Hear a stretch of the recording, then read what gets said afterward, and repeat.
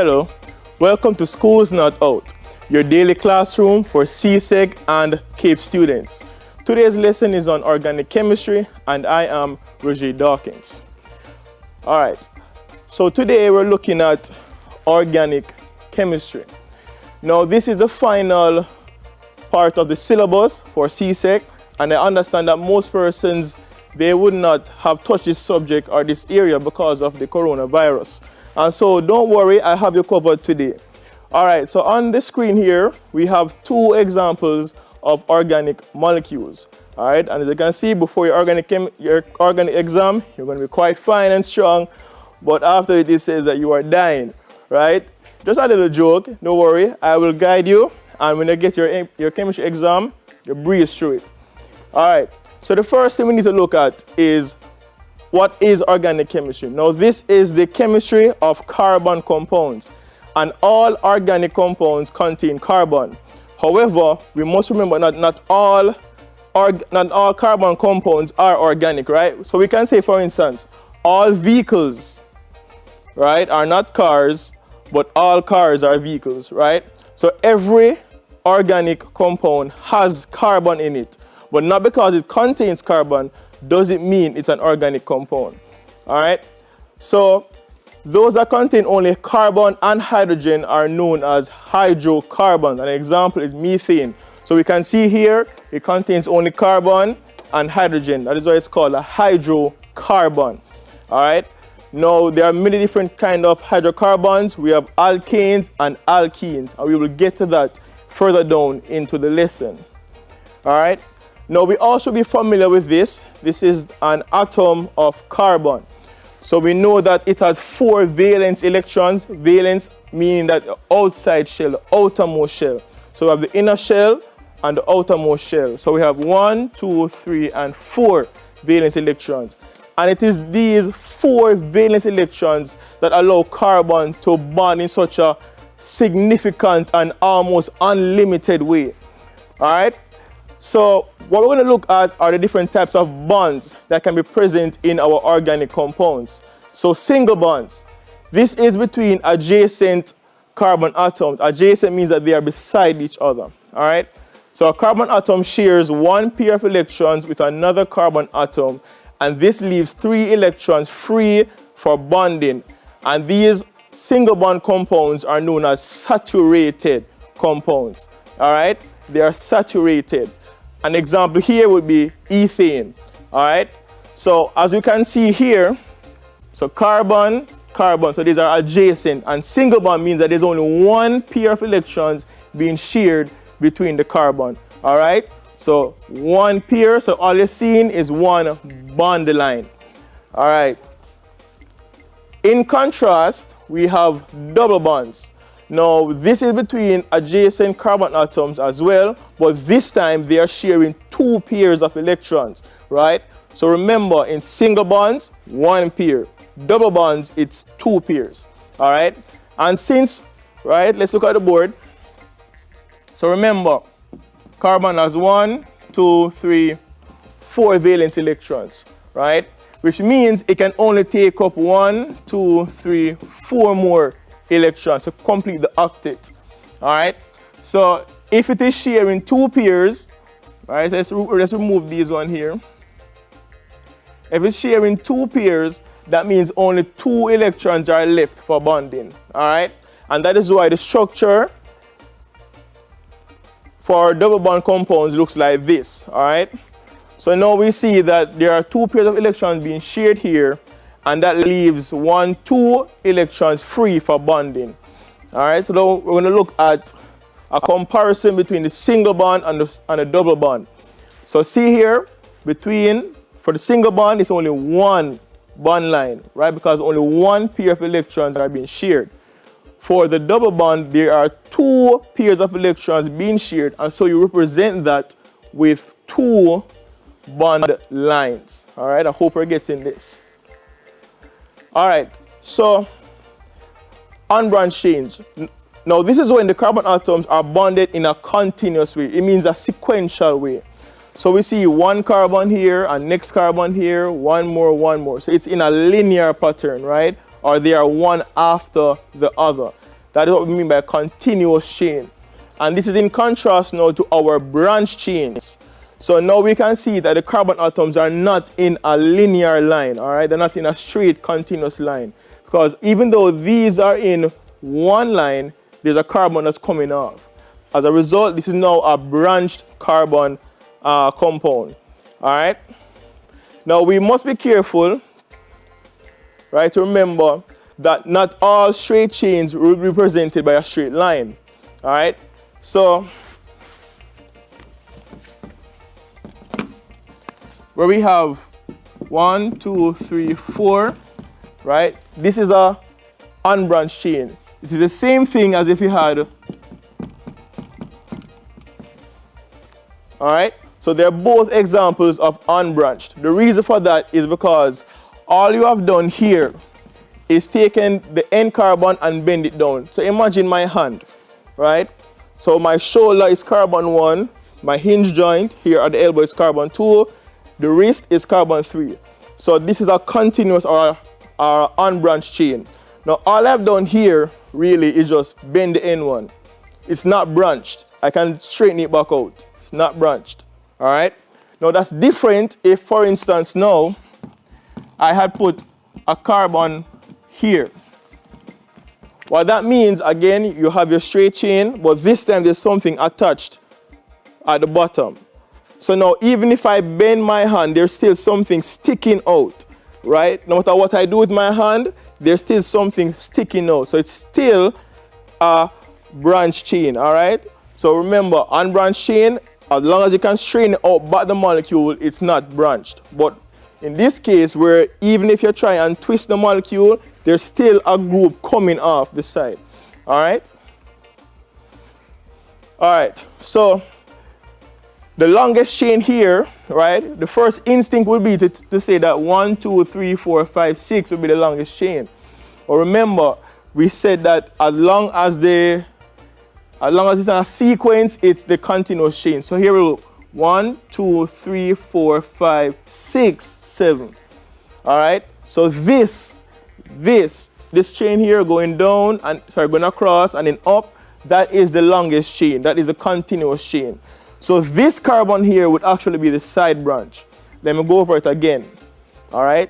Now, the parent chain or the unbranched chain is the one that has the most amount of carbons in a sequence. All right? So you need to count all the carbons in a sequence and use a higher number of carbons. So 1, 2, 3, 4, 5, 6 versus 1, 2, 3, 4, 5, 6, 7. So this would be your straight chain, and then this carbon here would be your branch. All right? And finally, our organic compounds, they can occur as rings. All right? So this is when your carbon is bonded in a cyclic pattern or a cyclic pattern. Whenever we see this word, it means a cycle. So easily we can see the way that they are bonded. It's in a ring. All right, pretty straightforward. All right, now it is common to represent organic molecules using bond line structures, right? And in this case, we omit the hydrogen and we use kinks or corners to represent our carbon. So let's look again. So let's say I have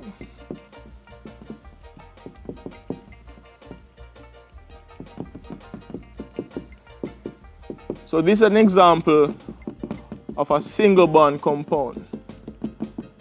Remember, it's single bond because there are only one pair of electrons being shared between the carbon. All right. And so if you were to use a bond line, all you would do is 1, 2, 3. All right. Look how easy this is compared to that. So what this means is that this end here would be carbon 1, this corner here, carbon 2, this corner here, carbon 3, and this point here would be carbon 4. All right? So this is the same thing as this, but all we have done is eliminate the hydrogen and then use corners or kinks to represent our carbon compound. All right? So whenever you see something like this in your exam, so it's something like this, or even this, like what I had in the intro, right? All of these are just different ways to represent your carbon atoms without involving the hydrogen. So once you see things like this, we understand that hydrogen atoms are there. All right? So even with the cyclic pattern, this one, if we're using bond lines for that, it'll be simple. All right? So we know that this is carbon 1, 2, 3, 4, 5, and 6. All right?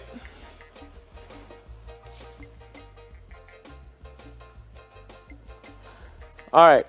So the ability of carbon atoms to bond with other carbon atoms to form long chains and rings, this is known as catenation. All right, so the ability of carbon to form these single chains, these branch chains, these rings, this is known as catenation. And what we need to remember as well is that our compounds are not two-dimensional, they are three-dimensional, right? So even though we draw the atoms looking like this, draw them looking like this, or even for methane, right, where it is CH4, from what we saw earlier, so methane, right, C, 1, 2, 3, 4. To us, it looks flat, but we need to remember that in reality, it's a three-dimensional object, right? So based on the slide, all right, so we can see here that this darker circle would represent our carbon atom, and these white ones would represent our hydrogen. So what we can see here is that there's one hydrogen above the carbon, two in front of it, and one behind it. All right, so it forms a tetrahedral structure. So we need to remember that organic compounds, they are not flat, they are three-dimensional, but it's easier for us to represent them as flat when we're working with them. All right, now moving on to functional groups. Now this is a very important topic, so please pay attention. All right. So functional groups, these are special atoms, group of atoms, or a special type of bond present within an organic compound. All organic compounds with the same functional group are from the same, what we call, homologous series. All right, don't let that word frighten you. They're from the same homologous series, and they share similar chemical properties. So let's move on to the next slide. So here, I'm showing you 4 different homologous series. We have alkanes, alkenes, alcohols, and carboxylic acids. All right.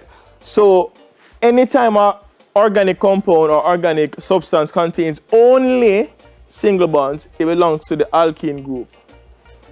If it contains only carbon-to-carbon double bonds, it's an alkene. If it contains an OH group, what we call a hydroxyl group, it belongs to alcohols. And if it contains COOH, it belongs to the carboxylic acids group. All right. So some examples here we can see is methane, ethane, propane, butane. Now what do you realize based on the names of alkanes? That's correct. All right. They all end with A and E. All right. So let's look.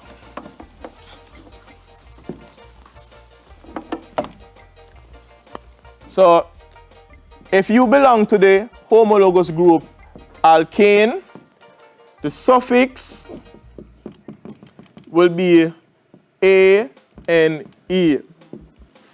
All right? So if you belong to the alkane group, it means you only have single bonds. The word will end with ane. If you belong to alkene, you will end with E and E. If you belong to alcohol,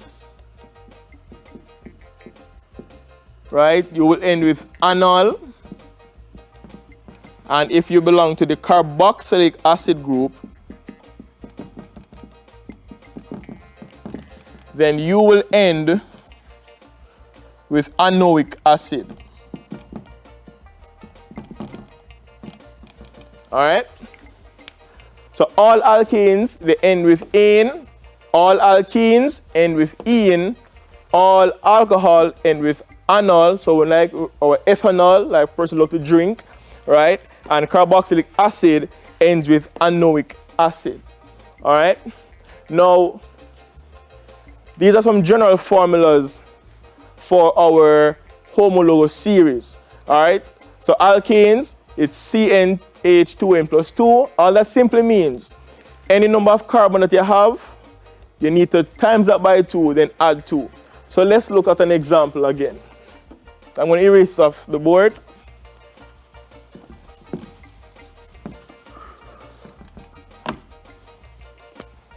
So alkane,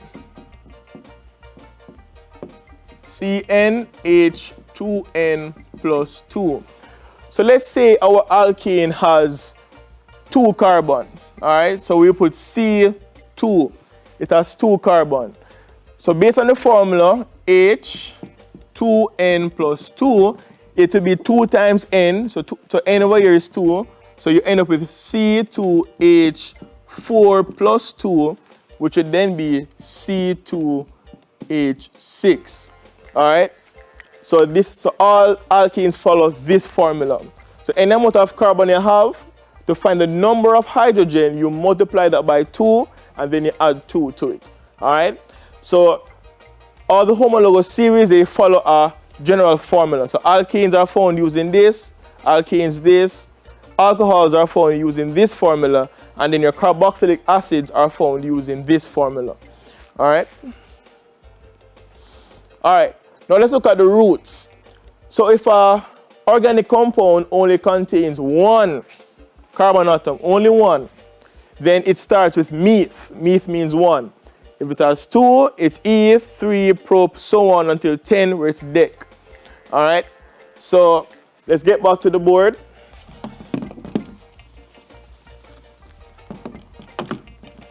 So earlier, we said that methane, I would say the formula was CH4. All right. Now, first thing, let's see how we get this formula. So methane has 1 carbon. So C, so 1 there, so H, 2 times 1 plus 2. We're using the general formula. So we don't normally write the 1 in chemistry, so we're going to have C, so 2 times 1 is 2, plus 2 is 4. And so that is how we got the general formula, or the chemical form for methane. Now, how do we get the name? All right. So because there are no double bonds, there are no hydroxyl groups, it only contains single bonds. That is why it belongs to the ane group, the alkane. So A, N, E. And it only contains how much carbon? 1. And that is why we use meth. All right? So that's where you get methane from, because it only contains 1 carbon and it only has single bonds. All right?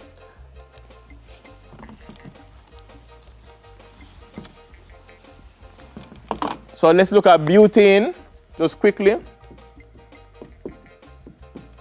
All right? So butane has 4 carbon. So let's work it out together. What would be the formula? So the general formula again, CnH2n plus 2. So if there's 4 carbons, it's C4, H2 times 4 plus 2. So C4, 2, 4 is 8 plus 2, 10. All right, so this is our formula for butane. Where did the name come from? Again, it only contains single bonds, or it's from the alkane group. So A and E, and has 4 carbon, and based on the board, 4 would be but. All right, so B-U-T. All right, all right.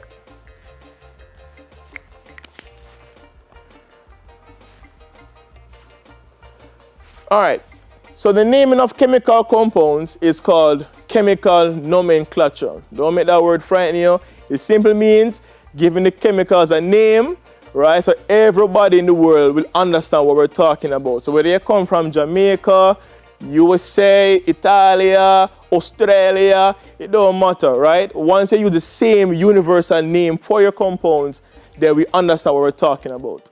All right? So the first part of the name is based on the number of carbon atoms present while the second part is based on the homologous series, right? Which is what we just did a while ago. So the first part is the amount of carbon atoms, and the second part is the homologous series. All right, we're coming down to the interesting part now. Structural isomers. Now, isomers are just molecules that have the same molecular formula, but they are arranged differently in space, all right? And this excludes simple rotations. All right.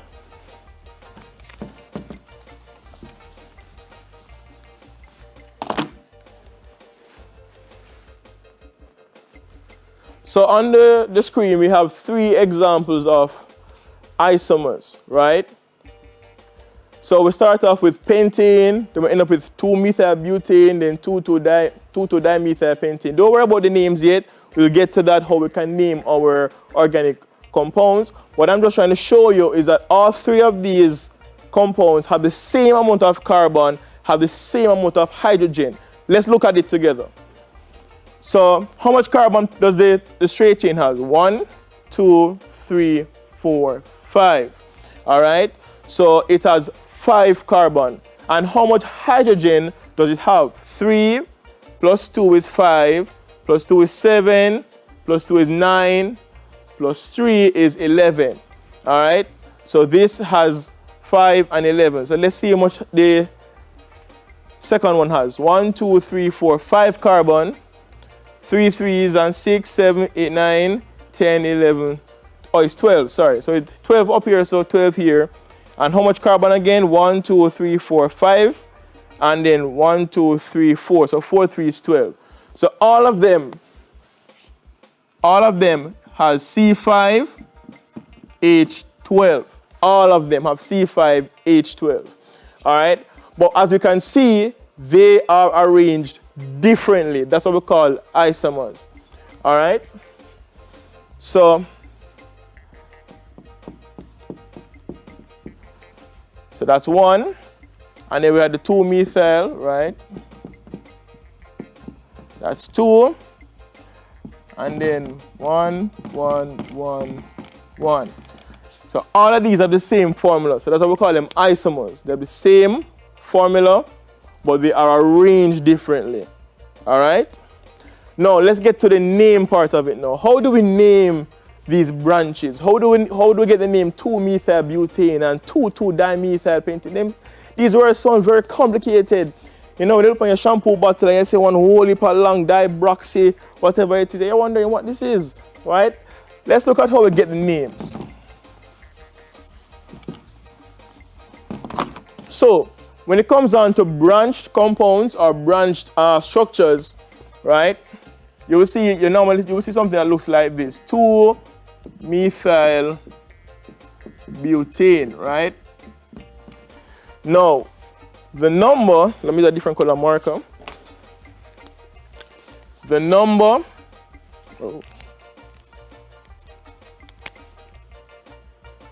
that represents the position of the side branch. So, position of side branch. The methyl part, that represents the name of side compound. And then this, the last one, butane, that represents the parent chain. All right? So 2 tells us the position of the side branch. The methyl tells us the name of the side branch, or how much carbon is in the side branch. And then butane tells us the parent chain. All right? So we can use this to look at how the structure of 2-methylbutane would look. All right? So butane, so the first thing we need to look at is the parent chain, which is butane. All right? So butane, but means 4. All right?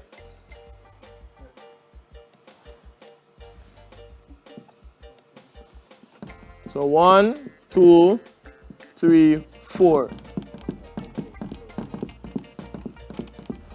All right? So again, but, 1, 2, 3, 4. And A means they're all going to be single bonds. no double bond, no hydroxyl group, no carboxyl group. All right. Then we look at the side branch going to be a methyl. All right. Meth again means 1. So only 1 carbon should be coming off the side, and 2 tells us the position. All right. So here we have carbon 1. So this is the first carbon. Carbon 2, second carbon. Carbon 3, third carbon. Carbon 4, right, which is the 4th carbon. So 2 tells us the position. So the methyl group must be attached to carbon 2. And methyl again means 1 carbon.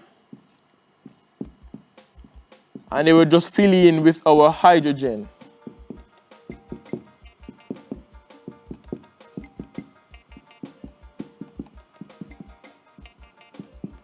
And this is how we get the structure for 2-methyl butane. All right. So again, let's go over it. 2-methyl butane. The butane tells us the pairing chain. So 1, 2, 3, 4. The 2 tells us the position of the side group. So it must be on carbon 2. And then the methyl tells us there's only 1 carbon coming off the side. All right, which is down here. And so if we look at this, it's not so hard. All right, just don't stress yourself. Breathe. When you get to these questions, just breathe and remember the rules and take your time. All right. So isomerism can result based on the branching of a compound, or if the functional group actually moves around. All right. But we'll continue with that after the break. All right. So what I'm going to do, I'm going to leave you with a question. All right, that you can ponder over the break.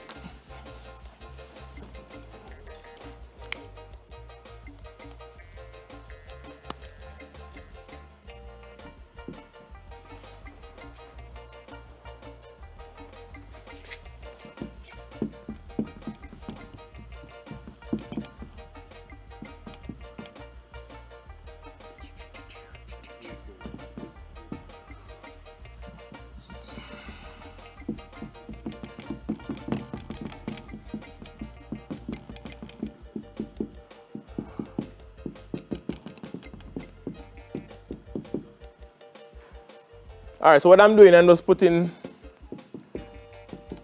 an organic compound on the board. All right. So what you're going to do, you're going to actually name this organic compound. So remember, the longest sequence, right? That's your pairing chain. And then once you have established your pairing chain, you need to look where the side branch is. All right. So just a hint. Pairing chain, because so 1, 2, 3, 4, 5, 6. Because if you go down, 1, 2, 3, 4, 5. So this one is actually longer. All right. So that would be a pairing chain, and that means 1, 2, 3. So this is carbon 3. So use that if you wish to get your answer. All right. So the hint, pairing chain. This is carbon 3. All right, so remember the first part of the name comes from the position of the side group. So if this is the pairing chain, that means this right here would be our side chain. All right, and it's at carbon 3, so we have 3. And how much carbon is there? 2. All right, so now it would be, remember, 2 is eth. So ETH, and since the side chain, it would be ethyl, and then the main chain has 1, 2, 3, 4, 5, 6. So that would be a hex. And how we get the last part of the name? Because every single bond between the carbon, it's a single bond, which means that it would end with ANE. So our answer, 3-ethyl hexane. All right, so if you got this correct, give yourself a nice tick. If you got it incorrect, don't worry, just practice and you'll get it. All right, so what we're going to do, we're going to continue with naming of the compounds. All right, and then we move on to a few questions just to ensure that we understand what it is that we're doing. All right, so all our side chains, they end with YLE. All right, so the side chains, end with YL, not E, sorry, YL, alkyl. All right, so it's an alkyl group. So if it's 1, methyl, 2, ethyl, 3, propyl, 4, butyl. All right. All right. Now, as I was saying before the break, is that isomerism can result either from branching or it can result from the position of the functional group actually moving. All right. So let's look at 1, 2, 3, 4, and all right.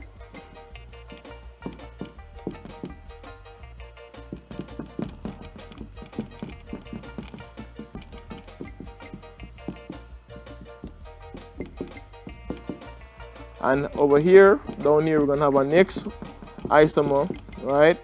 So remember, because they are isomers, they must have the same amount of carbon and they must have the same amount of hydrogen. All right, that's the only thing that must be constant. Remember, the only thing that's changing is how they are arranged in space. All right. So one thing to note as well is that for the functional groups, they must be attached to the lower number of carbon. All right. So because look at this one, look at the first one. Let's mark this as 1, mark this as 2. So if we were to count the carbons this way, it would be carbon 1, carbon 2, carbon 3, and carbon 4. All right. So if we do it this way, the side branch is attached to carbon 3. All right. Not side branch, the functional group. So attached to carbon 3. But if we count it this way, right? So now this is carbon 1, this is carbon 2, 3, 4, right? We can see that the side chain here is attached to carbon 1. So see there? Carbon 1 is attached to it. Now this, I keep saying side chain, it's the double bond. So here, the double bond is attached to C1, which means we will use this one because this is a lower number carbon than this. So if we count it this way, it's on carbon 3. If we count it this way, it's on carbon 1. So we count it this way. All right. So since it's attached to carbon 1, we put a 1 in front. Put your dash to separate it. All right. And then 1, 2, 3, 4, but. Right. Now, what I see here is a double bond. And remember, any organic compound with a double bond belongs to, that's right, belongs to the alkene group. All right. So it will be ene. So the name of this will be 1-butene. Now you can also write it, right, as but-1-ene. All right, both are acceptable, based on your preference. All right, so it can be 1-butene or you can write it as but-1-ene. All right. Now let's look at the second one. So we'll count it again. This is carbon 1, 2, 3, 4. And let's count it the other way. 1, 2, 3, 4. All right. So anyway you count it, it's still attached to carbon 2. All right. So it doesn't really matter in this case. So the double bond is attached to carbon 2. So it's 2. And again, 1, 2, 3, 4. So but. And again, the double bond means it's in the alkene group. So butene. All right. So they are isomers because the position of the double bond is changing. All right. And so if you are sharp, if you are sharp and you're paying attention, we will see then that this is correct, and this last one can't be correct, right? Because if we follow the rules that we just explained, we will have picked up that this last one is incorrect, right? Because 1, 2, 3 1, 2, 3, 1, 2. Anyway you take it, the parent chain will be 3. So this last part here, which comes from the parent, cannot be pentane.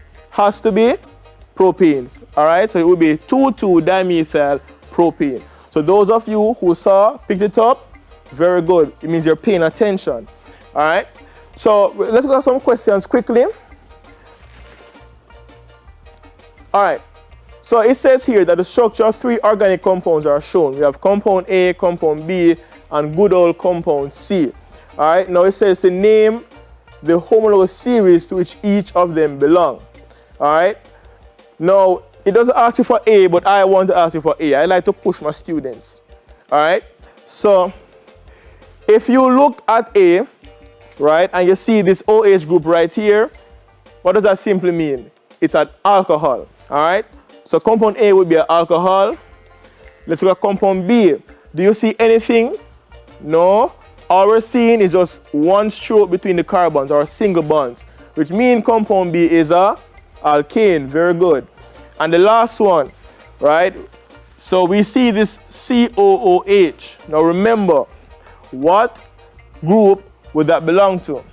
That's right, the carboxylic acid group. All right, so B here would be alkane. This would be your carboxylic acid. All right, I like how you guys are full of energy for this. All right. Now, the one on the screen, I want to take a picture of it. That's for you to practice, all right? So compound A burns with a blue flame in oxygen to produce carbon dioxide and water, all right? So we all should be very versed, skilled, and we can easily decimate this, right? But just for practice sake, take it off and practice it, all right? And then we're going to move on to the last one for today, right? So it says to define the term structural isomerism, and then you're going to give me 2 isomers. All right? So structural isomerism, as you should know, right, is just that same molecular formula, but they are arranged differently in space. And then 4 carbon atoms would mean that they have 1, 2, 3, 4. All right? And then, how we do a side branch of this? We just simply do this. All right? So this now is 1 isomer. So this would be your butane. And then this would be 2-methyl propane.